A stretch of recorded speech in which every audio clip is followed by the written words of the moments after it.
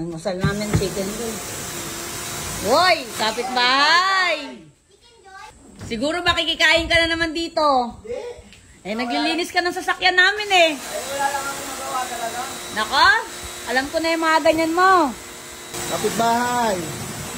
Oy, Sipag ah. Ano ba nakain mo?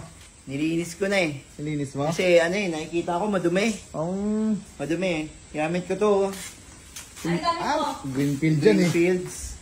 Dali nga. Sabi ko ipalilinis ko kay Romnick, ba't ikaw naglilinis? Ako lang nga kasi nga wala naman akong ginagawa sa buhay ko ngayon eh. Nakita ko madumi.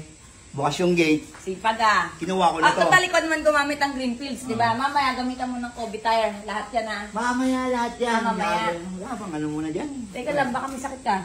Sipag ah, wala. Kape, wala bang kape dyan? Nagluluto na eh. Feeling ko naaamoy. Siguro naaamoy mo yung niluluto. Hindi ko naaamoy. May sipon ako, hindi ko naaamoy yan. Pagtapos mo dyan, linisan mo na rin itong Oh, ng lahat tubig yan. na. Pati ano, itatagla ko yan ng Kobe tagla. Tapos na ako magluto ng Chicken Joy. Ba't pumunta ka dyan? Ha? Ay, ba't may camera ka? Eh, tapos na ako maglinis eh. Ganon? Oo, time first muna. Nagsama ka pa talaga? Oo, ano ka ba?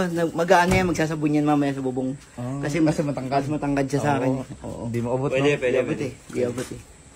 Eh, di ba pag yung trabaho Teka lang, kailangan teka lang, pinapakain, trabaho eh. Ganun. Ay! Right, bye! Good Galing morning! nga! Dalawa pa kayo kapitbahay ko ngayong maga. Teka lang, magkano ba karwa siya ano? Parang 200 lang. 200. 200. Pwede na, marami naman to. Nakatipid naman ako, no? Oo. Pakainin ko na lang sila, no? Nakatipid ako, nakatipid. Sige, okay na, Bakit no? yung birthday mo pa naman yan eh? Ang birthday ko pa yun handa eh.